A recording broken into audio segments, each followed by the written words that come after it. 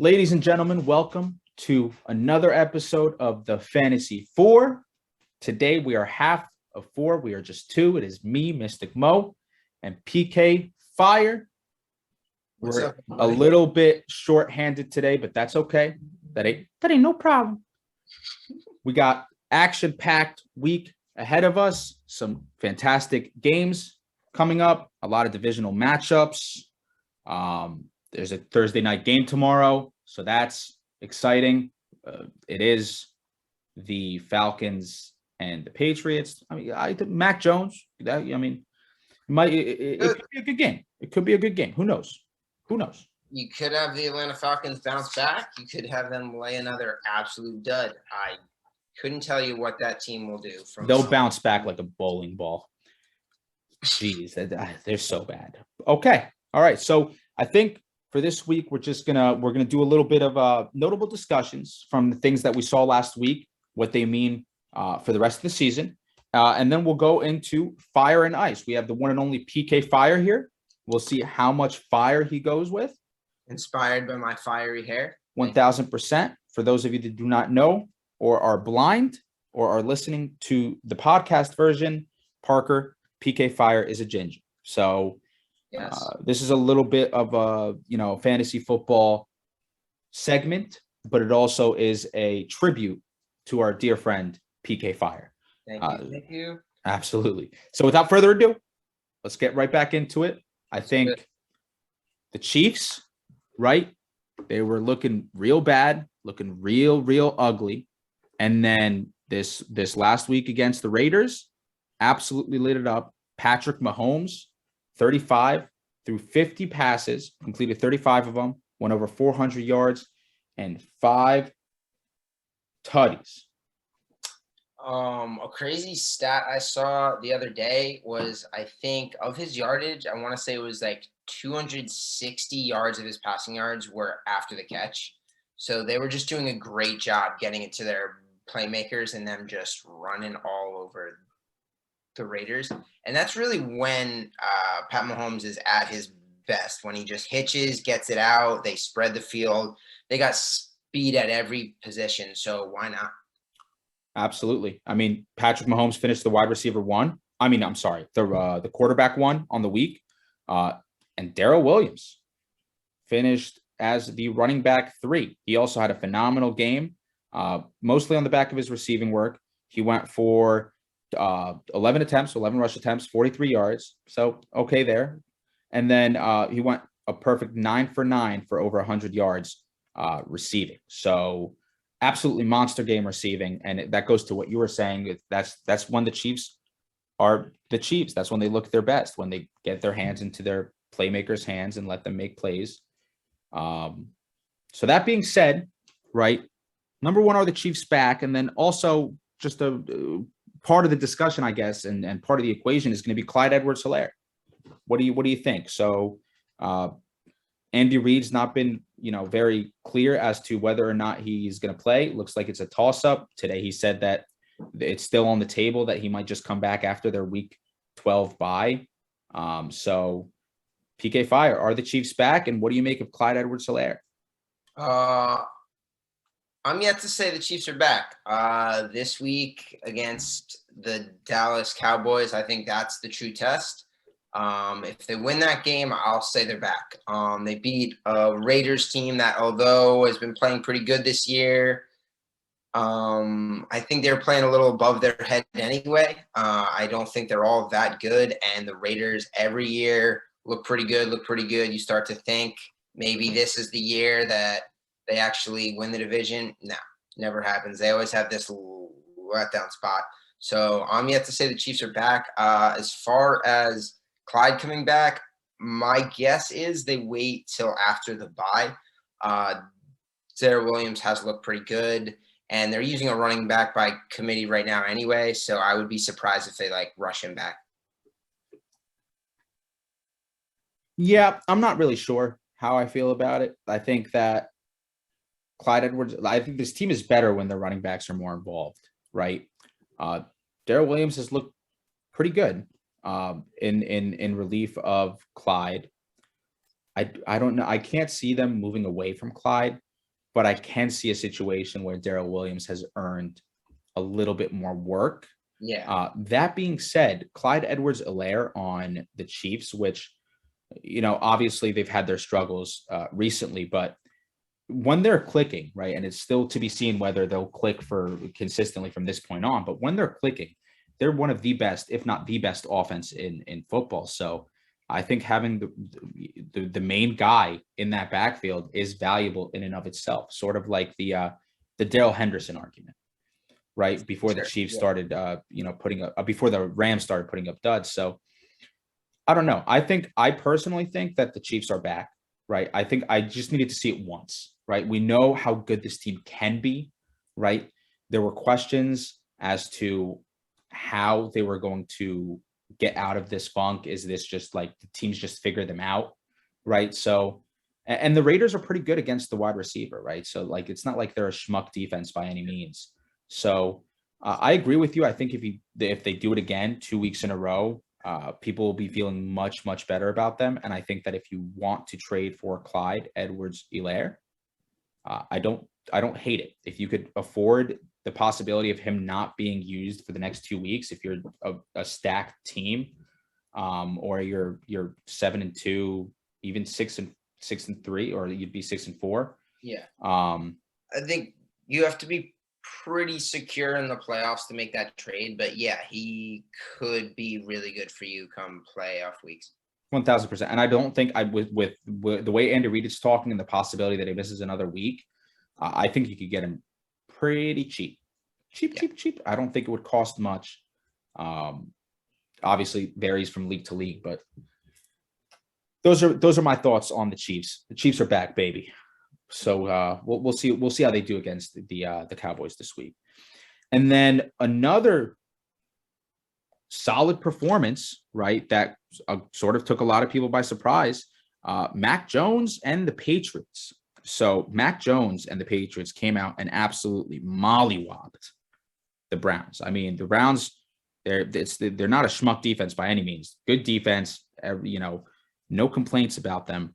Their offense obviously shaky, but defensively very, very sound. And then Mac Jones comes out and really plays lights out. He finishes as the quarterback 4 on the week, right? So absolutely crazy. He went for 19 passes.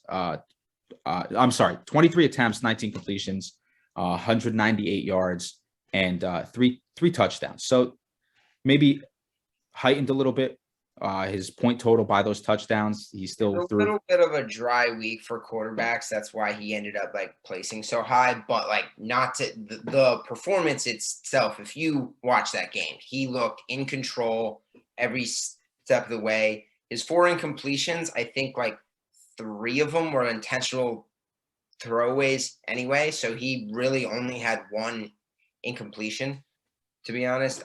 He looks really good. And his next 2 games are Atlanta and Tennessee. So if you need a streaming option, you could do worse than Mac Jones. The issue with him as any pocket passer is you don't get the bailout rushing baseline.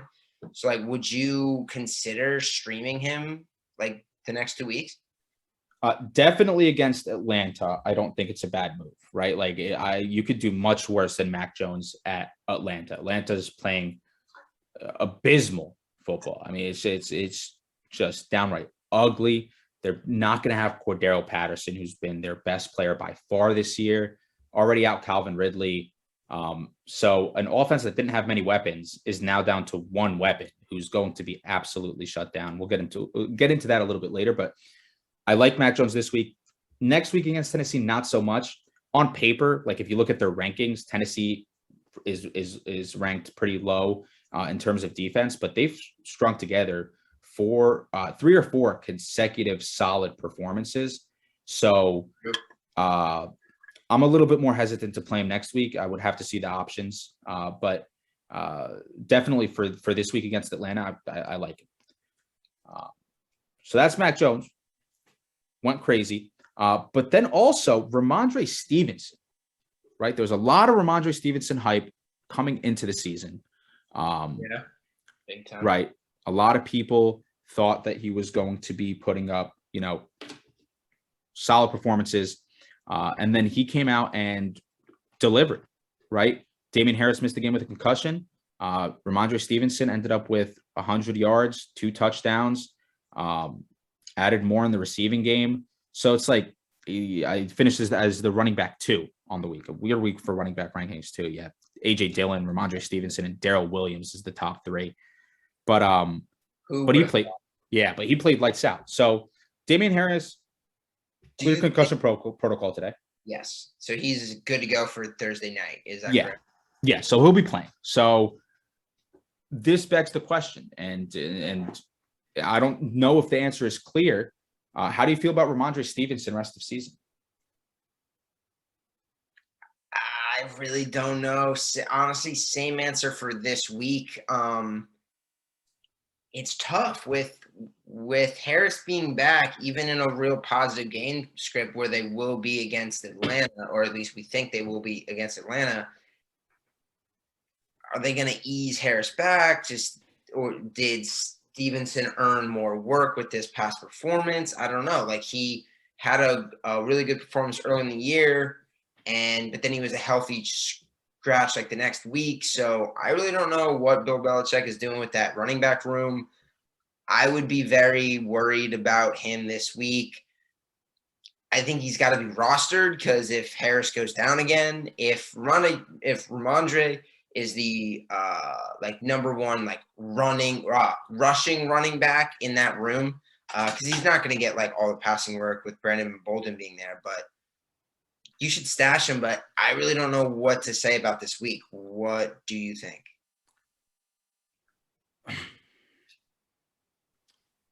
I think a couple things, right? I think that the most likely outcome for me is a Javonte Williams and Melvin Gordon situation, right? Where you have 2 competent running backs, used both. And I mean, Bill Belichick doesn't really have a history of using one guy, right? That's been the case thus far this season. Damian Harris has been, pretty much the guy. But also Ramondre Stevenson is a rookie, right? So they're looking to ease him in. I think he fumbled earlier in the season, so you know how Bill Belichick treats people that fumble. So I think that you might see a split there. I think that the most likely outcome here is that both of their values are going to be capped because of each other's presence. If Damian Harris goes down for whatever reason, so I agree with Parker. I think that this is a situation where you could probably flex start him in a desperation play, but also he would be an immediate, top dude if Damian Harris goes down. That's the way that I see him. But also, they have Atlanta this week, which is a juicy matchup, but then they have Tennessee, which we just spoke about, then Buffalo, then their bye week, then the Colts, who are not good against the pass, but have been, average against the run, and then Buffalo again, and then Jacksonville, who's been solid against the run. So I don't necessarily love either one of their stretches, but we'll have to see how this week shakes out. I think if Ramondre comes out and has another good game, I'd be trying to move him. Yep, agreed. All right, now on the opposite side of the spectrum, right? Some people that did not show out this past week. We just, instead of putting one play, I just put Seahawks, right? Because the Seahawks failed to put up a point against the Packers. So that was an ugly game. And then, that obviously starts with Russell Wilson, first game back from that finger injury, and was very inaccurate and just not Russell Wilson. So I think just from watching it definitely looked like he got brought back too early. Like, some of his misses, he is notoriously a very accurate quarterback.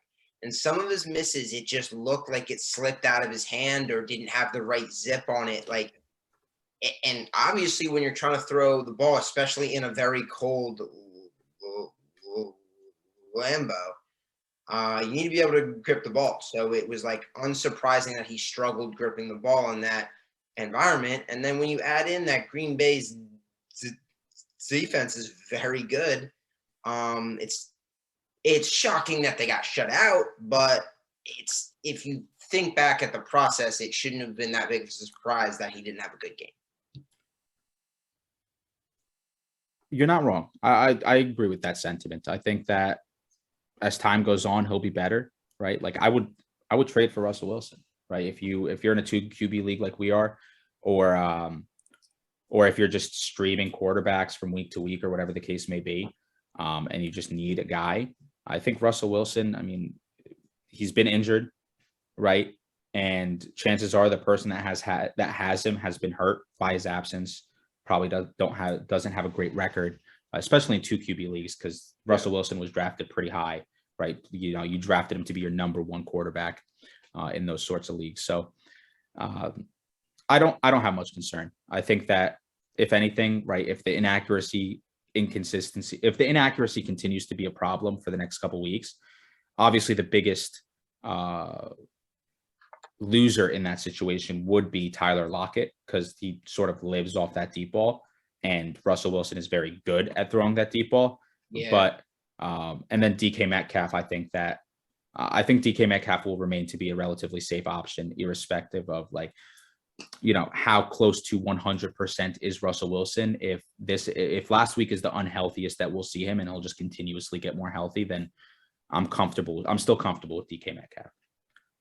Yeah, and we alluded to it, I think, before the show it was, but this week they have Arizona, but then after that, their schedule is awesome for Russell Wilson and the wide receivers. Beginning week 12, they're at Washington, home to San Fran, at Houston, at the Rams, Chicago, and Detroit. So those are some great matchups coming down the stretch. Like you said, the biggest thing is if he gets healthier and he starts to look like accurate Russ, then get him, acquire him, play him. Awesome. Agreed, 1000%. And then finally, with our last notable storyline here for this past week, or the last one we'll talk about at least, AJ Brown. AJ Brown, you know, there was a lot of hope that for AJ Brown, right? People, for good reason, assumed that AJ Brown would be a absolute stud at the wide receiver position. And right now he has been anything but that. He's 30 in standard and in PPR. The wide receiver 30. And they also haven't had their bye week yet. So he's played an extra game over a significant portion of the people that, you know, might be ahead of him, or might be a little bit behind him. He was out a game and missed the majority of one other. So there is that. You're right. So he still has his bye week ahead, which is important to note when you're ranking players rest of the year. That is true. So I take back what I said about the extra game, because he doesn't have that. But what's your level of concern here for AJ Brown? Because I'll tell you right now that I'm concerned. Right. Ryan Tannehill looked phenomenal last season, right? But you know who else looked phenomenal? Derrick Henry. Derrick Henry's not there anymore. And everyone was saying, oh, we're going to finally find out if, you know, if Ryan Tannehill is actually good, or if it's just a product of just running play action because you have Derrick Henry.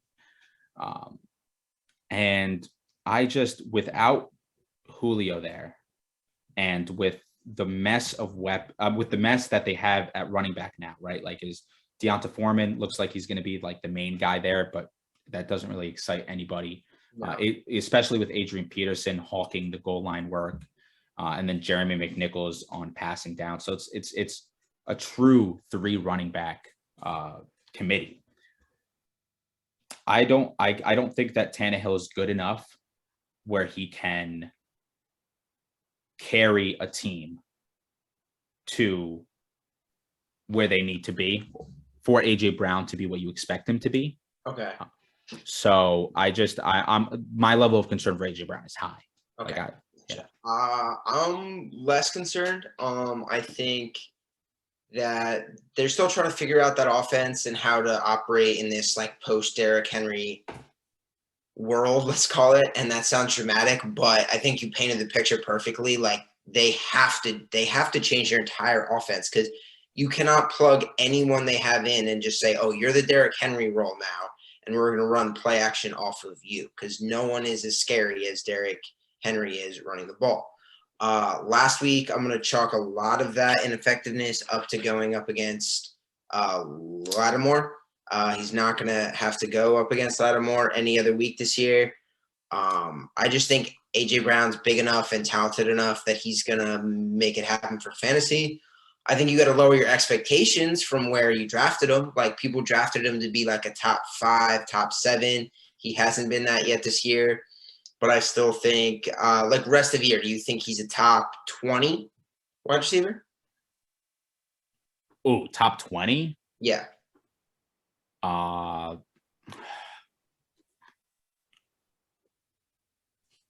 It's hard to say no for top 20. Yeah, I'm guessing that line was good then, because like I think he'll still finish as a well inside a wide receiver too. I mean, I guess that bar is pretty low based on who he is, but if you asked me 15, my answer would be no. I think I would still say yes. I believe in his talent, so I guess that's our first disagreement there. Because I mean, I look at the people ahead of him, right? And Tyreek, Devontae Adams, DK, AJ. No, this can't be right. Why? Oh, it's not sorted by fantasy points. Never mind. Sorry about that. So you have Cooper Kupp, Tyreek Hill, Debo, Jamar Chase, Devontae Adams, CeeDee Lamb, Mike Evans, Marquise Brown, Michael Pittman. We'll talk about a little bit later. DK Metcalf, Chris Godwin, Justin Jefferson, Stephon Diggs. You think all those guys definitely finish? Rest of year are definitely better than him. The only two I would not be confident in saying would be Michael Pittman. Okay. And Marquise Brown. Okay. I think you'll get one of the two Tampa Bay guys you mentioned, Evans and Godwin. I don't think you'll get both of them ahead of A.J. Brown. Who else did you say? I agree with the two you just said. I don't know. Yeah. I think we're kind of arriving at a similar spot though. Mid wide receiver 2. You're a little bit lower on him than I am, but I think the main thing is like lower your expectations. Obviously, if you keep your expectations high, you're probably going to be disappointed, but just lower your expectations. 1,000%. And that does it for our notable discussions. And we will hop right into Fire and Ice. PK Fires. Woo! Oh, baby. Coming out. The locks are coming out for the Fire. Absolutely. PK Fire, for those of you not watching, has just unveiled the Fire. There it is. All right. Let's hop right into it. Spoke about it a little bit last week. And I know a lot of people in the fantasy community feel the same way. David Montgomery is finally back. He played last game, right? Before their bye week. Looked pretty good. Looked pretty good. And now it's showtime. So Parker, PK Fire, given David Montgomery's juicy end of year schedule, do you think he's a top 10 running back rest of season? I do. Yes, I definitely do. It was encouraging the week. So you're going Fire there. Sorry, I asked the question wrong. Fire or Ice, PK? Forgot for a second we were in this segment. Fire for sure. It was very encouraging the week he came back. He immediately took the primary role back over from Khalil Herbert. He got a healthy 85% of the snaps and saw only 13 carries, but that was mostly game script and then playing the Pittsburgh D. It was encouraging to see him out on the field that much. They just had a bye week for him to get a little bit more healthy. And then like you were saying, the schedule looks awesome. And if we could just flash back really quickly to last year and how much of a championship winner he was last year down the stretch with pretty much a similarly juicy lineup to schedule to end the year, we could see a pretty similar result to last year where he was like a top 3 running back the last 8 weeks. So I'm living in the fire. Where are you at, Mo? I'll tell you what, before the segment, I thought I was going to be ice, right? Yeah. But given the schedule and then to top 10, right? Aaron Jones is going to miss a couple weeks, right? So that hurts him. James Conner is currently up there. Chase Edmonds is going to come back, right? And a bunch of James Conner's points came off of that monster 40-point performance. I mean, that 1 week attributed close to 30% of his total fantasy output on the year. So I'm gonna go fire. I think that, like you said, there was concerns that they would use Khalil Herbert given how good he looked, but in his first game back, probably not at 100% against a tough defense. They basically gave him everything and said, "Go ahead, young fella." So I don't see how he doesn't finish as a top 10 running back rest of season. I would honestly not be surprised if he was top 5. Wow. Okay, that is some fire. Right? Because Jonathan Taylor, okay, I take Jonathan Taylor ahead of him, take Austin Eckler ahead of him, take Najee Harris ahead of him, like no question. But then, I mean, is it outlandish that he outscores Joe Mixon or Zeke? Or, I mean, Aaron Jones is going to miss a couple weeks, so he's not on the table. Alvin Kamara, I would put at the 4 spot. Christian McCaffrey and Dalvin Cook, if they play all the remaining games, will definitely be competing for the top 5. But those guys have already been banged up this year, so Christian McCaffrey too. I think he can eke into the top 5. I think that I'm confident that he could eke into the top 5. I would take fire on top 5 rest of the season. Okay. I'm massive on Monty, but then traded him away. To me, thank you. Sigh. Thank you. All right, and then on the flip side, we're just talking about Khalil Herbert, someone that got an opportunity and looked solid. This guy has not had the opportunities per se, but finally gets them. We touched on Aaron Jones missing a couple weeks. A.J. Dillon against Minnesota this week. Do you take him as a top 10 running back for the week? For the week, absolutely. I'm in the fire for that one. He's going to get, next to all the work like we're talking about, he's probably going to get 85-90% of the running back touches. He's a huge dude. He's going to get all the goal line work. It's hard to predict another 2-touchdown day. Just because 2 touchdowns is tough to score in the NFL, but I could totally see him ripping off a line of like 22 carries for 120 and a touchdown, and that'll get him into the top 10. Minnesota's defense is middle of the pack against the run, I believe. I will tell you right now. They let's see. I'm having a hard time finding them. Points per game, they're in the bottom half to running backs. Points per game. They're giving up about 20. Okay. Actually, right. 20 on the dot is what you have in the docket. Oh, yes, sir. So just about 20 fantasy points per game. They're giving up somewhere in the realm of just about 22 rushes, 100 yards rushing per game, and just about 32 yards in the air to fantasy running backs. So, and A.J. Dillon does both of those things. He catches passes and he runs with the football, as do most running backs. And I think with would you say he's top 5? I would take him top 5. Yes. Okay, so then we'll shift it top 5 because I would take ice there easy. I would take fire. And the reason I say that is because I think people so far this year have thought of him. Obviously, he was playing second fiddle to Aaron Jones, and the vast majority of his work was coming on the ground. I think with Aaron Jones being out, he's going to get the majority of the work, no matter if it's a negative, neutral, or positive game script. So I think even if they are down to Minnesota, who has been one of the best teams in the first half this year, they usually jump out to a lead, but as their under 500 record shows, they're not too good at keeping the lead. Regardless, my point being, any game script they have, I think A.J. Dillon is just going to get a ton of work. They want to control the clock, especially with that great defense they have. I just don't imagine a scenario where he finishes outside the top 10.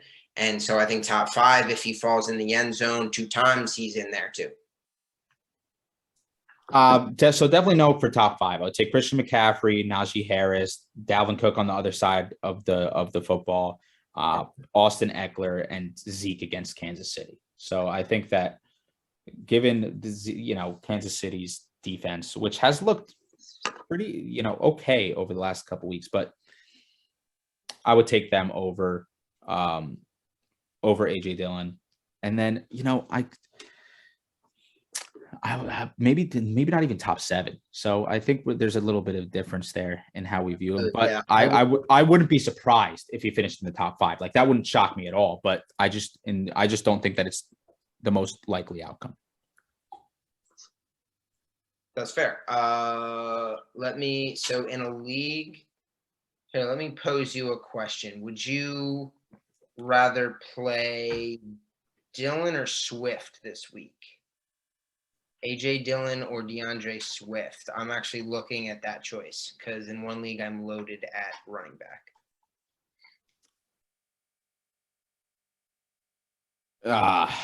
I think you got to go Dillon there. Dillon there? Okay. Just because, like you said, he gets everything, and I would rather that against. I mean, Cleveland. Jared Goff might not even play this week, right? They might rely on DeAndre Swift more, but he's a little bit banged up. He did have 30 carries, so I think that Jamal Williams comes back this week and plays, so he'll eat a little bit into Swift's work. So. And Cleveland's defense, although they got shellacked last week, they're not a bad defense at all. So I think you got to go Dillon there. Okay. But I don't know. Yeah, I would take Dillon. As the DeAndre Swift owner in our league, I'm not too thrilled about saying that. There's a lot of talk right now with you going against or either for players you just traded away or against players you currently have. So what's going on there? It's just team needs, man. Team needs. Or 2 brains. You got 2 brains in there fighting each other. You got to stay pessimistic. That's the way to do it. Oh, what a great attitude for life, man. That's the way to do it. All right. And then we got for the next Fire or Ice PK Fire, Antonio Gibson had a good game, had a very good game against the Buccaneers in what was a very surprising result for certain. Antonio Gibson showed out and finished with, what was it? I think he had 2 touchdowns on 64 yards on the ground. And then also had 2 targets and 2 receptions. So he finished as a top 5 running back this past week. My question to you, PK Fire, Antonio Gibson, a running back one, rest of season, Fire Ice. He has Carolina, Seattle, Vegas, Dallas, the Eagles, Dallas, and then the Eagles for the rest of the year. I'm looking at that now. That is pretty wild that they end the year with 5 straight divisional games. Oh, yeah. Oh, wow. That's crazy. They go Dallas, Philly, Giants. Yeah. Wow. It's okay. Quick note on that. Like, it's conceivable that they could work themselves back into like playoff contention if they go on a run in that stretch of games. Obviously, easier said than done because that's a lot of divisional matchups, but that is a pretty cool end of year schedule. As far as Gibson, it's been a very weird year for him because he had so much positive expectations going into this year. So many people wanted him to get this workhorse role where he was getting all the running work he was getting last year with the passing work that hasn't really panned out. Part of that is was it a hairline fracture? Correct? He has hairline fracture. Stress, I think. Fracture. Stress I'm fracture. sorry. Yeah. Yes, stress fracture. So just a lingering leg injury. So that's part of the reason probably why they're limiting his work and giving more of the passing work to J.D. McKissic. I see more of the same for them. And the offense looked pretty good this last week against Tampa Bay, but Taylor Heinicke's just a roll of the dice each week on what type of offense he's going to be able to lead. So I would probably lean to ice here outside the top 12. I might even go a little lower. Capable running back, talented guy. I just don't see him having consistent production over this back half of the year. Assuming, I don't know so that's the thing. That's the difficulty that I have with it because I want to say put the injury to the side, but you can't put the injury to the side because it's something that you have to take into consideration.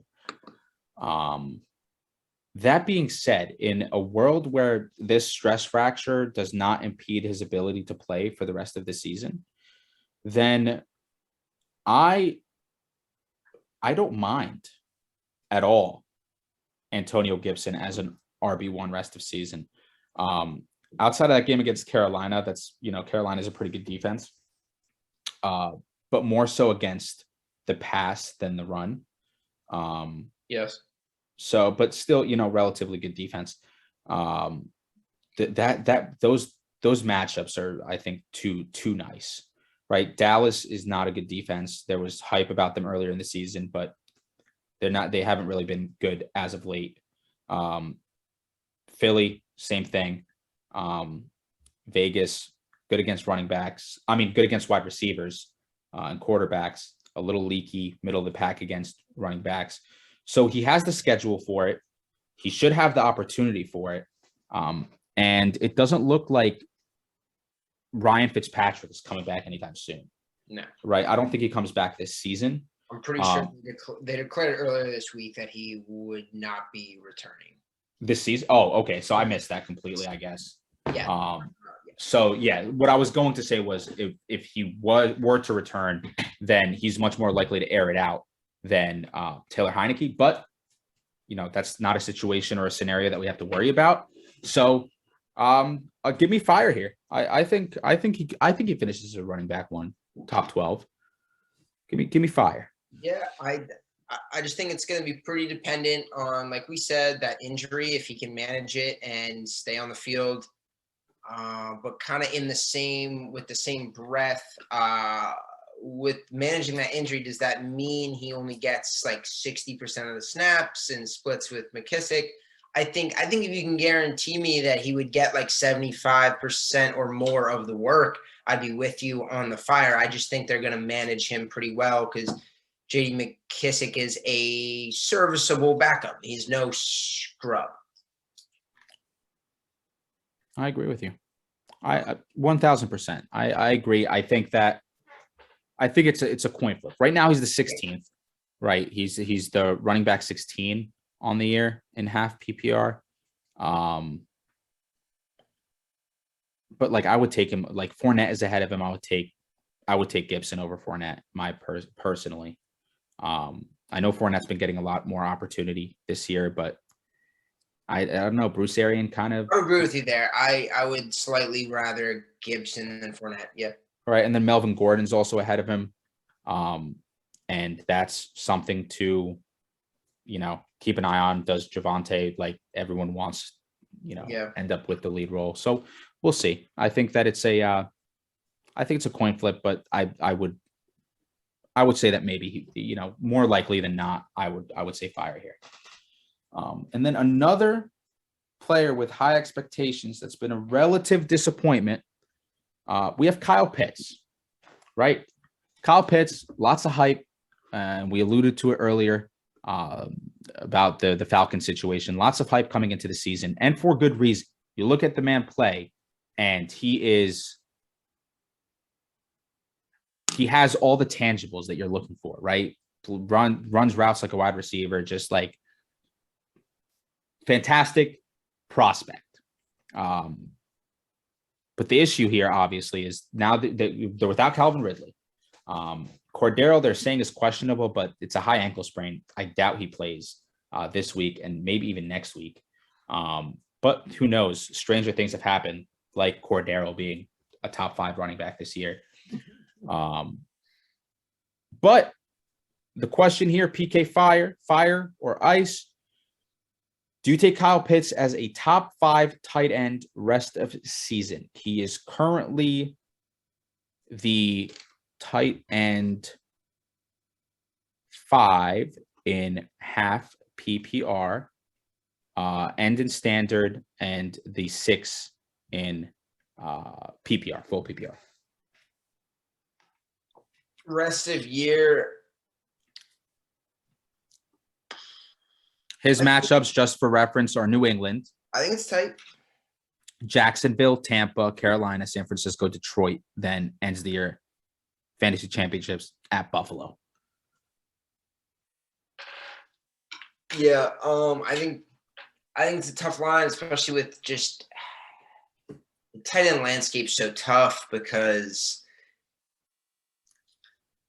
week to week, tight end ones change like crazy. It's a lot of who falls into the end zone, but he will get the snaps and the targets to be a consistent guy. I think top 5 is a little too high. I'll go ice on this one. I just think he's, like you alluded to, with the weapons being depleted, Ridley, Cordero banged up for at least this week, probably out maybe next week too. Russell Gage has been very disappointing. No one's going to be scared of him in the pass game. And especially this week against New England, Bill Belichick takes away your top option. Without a doubt, he game plans, takes away your top option. Right now, their top option, without a doubt, Kyle Pitts. I see him having an awful game this week, and I think you'll see a lot of their opponents the rest of the year strategize to take away Kyle Pitts because he's so good and so athletic that he can break a huge play at any time. So long-winded answer, but I'm going to go ice, not top 5. Yeah, agree with you. Ice. I think that tangibles are good to a certain extent, but at a certain point, you got to look at what is in front of you, and what is in front of you is a bad offense. Matt Ryan, before this previous game, had looked pretty good over the previous couple weeks, but just generally speaking, this offense is not looking good. A lot of like boomer bust performances from like Russell Gage, for example, who people were excited about, and then especially after Ridley became unavailable. But I don't buy it. I like a lot of the options more. Right now, the top 5 are Kelsey, Andrews, Henry, Gesicki, and Pitts. That being said, Kelsey and Andrews, I would firmly take above him. Hunter Henry, I would not. Right, I think that number one, he has a bye week in week 14, and then I think that there's going to be a touchdown regression. Yes. I would think so. So he's been very dependent on the tight end. So I wouldn't take Hunter Henry in that top 5. I would take Gesicki. I think Gesicki finishes above him. And then you have below him the rest of the year. You'd rather Gesicki over Pitts? Yeah, I think so. Gesicki has done it over the past. I want to say he's had solid performances over the past, outside of the goose, right, which is inexplicable. That goose egg last week, he had 7 targets. I think he led the team in targets or something like that. Yeah, that's one of the numbers the past handful of weeks have been awesome for him. He's getting a lot of targets. You just throw away that 0-point game Just don't even think about it, because this week he gets to play the New York Jets. And if you want to bounce back, you schedule the New York Jets. Yeah. They stink. Since week 5, he has had no less than 7 receptions in 4 of the 5 weeks, with the one game where he had less targets coming against Buffalo. So that was obviously Buffalo's a very good defense, but I would, I would take Gesicki and then Waller, I believe, and then I just trust in Hawkinson. So we'll see, but we'll both ice that, and then finally for our last but not least. Okay, one more quick comparison. Rest of season, would you rather Kyle Pitts or Dalton Schultz? Kyle Pitts. Okay. All right. Yeah. No, that's one more, Kyle Pitts or tight end on a good offense, Dawson Knox. Kyle Pitts. Okay, so that's where we're drawing the line then. Okay. Cool. Yeah. No. Dalton Schultz. The return of Michael Gallup and all of that obviously eats into his ceiling, and then who was the other? Dawson Knox. Yeah, I could see it, right, just because of that high-powered offense. But before the injury he sustained, he was consistently putting in tight end 1 performances. So yeah, but it's plausible that he bounces back just because he's on a good offense. Yeah, but I mean, in that stretch, so he had a ridiculous stretch, right? He had week 2, he had about 9.5 PPR points, but that came on 2 receptions and one of them was a touchdown, right? Then he went for 13, 4 receptions, but again, a touchdown, 49 yards. And then against Houston, 5 receptions, 37 yards, ended up scoring 18 points, had 2 touchdowns. And then the one game against Kansas City went off over 100 yards. Hasn't been over 50 yards in any game this year except for the game against Kansas City. Yep. So, for those reasons, I would take Pitts. All right. And last but not least, we touched on it earlier, and we will bring it around full circle. DK Metcalf, top 7 wide receiver rest of season. Fire ice. I'm going to let you go first on this one. Give me fire. Like I said, it's dependent on Russell Wilson's health, right? Like if Russell Wilson was just 1 week away from being where he needed to be, but just came back a little too early and looks good rest of season, then I think easy money, I would take DK top 7. I trust in them. I trust in Russell Wilson. And I think that a lot of they haven't really had much opportunity this year because I think they're dead last in time of possession this year. So DK Metcalf has been putting in solid performances, and I think that the time of possession thing is a little bit fluky. I don't think they finished there. I think that they're missing a lot of pieces, and there's been a lot of moving parts. So before Russell Wilson, it was Chris Carson going down, and then Russell Wilson goes down.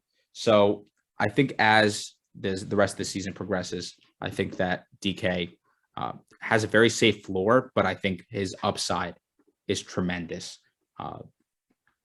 Top 7, I would say.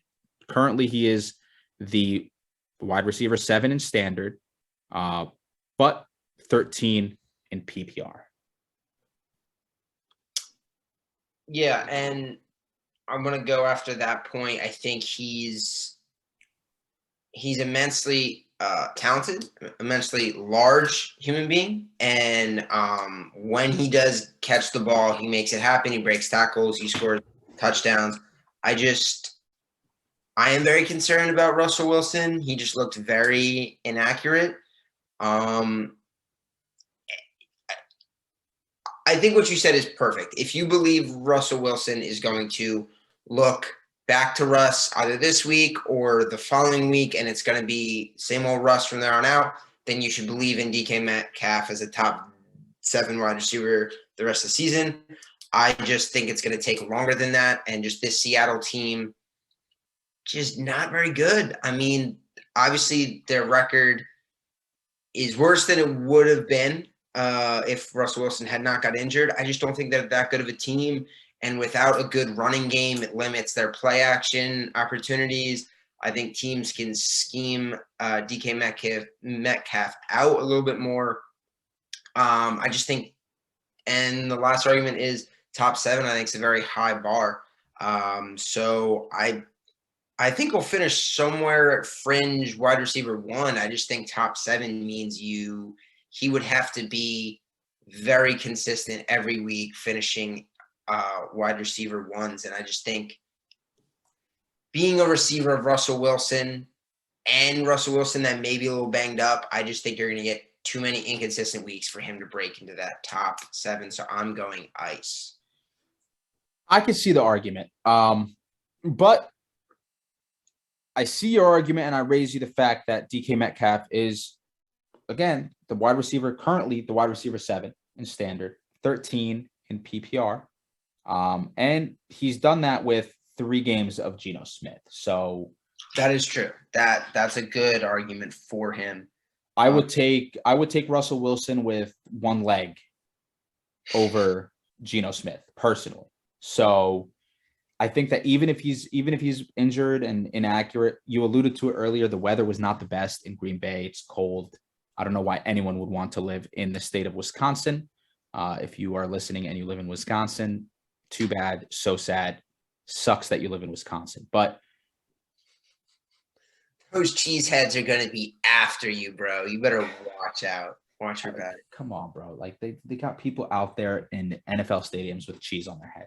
That's it. I mean, take anyone from any part of the world and pick them up and drop them in the middle of a Green Bay game, and they think that you're at I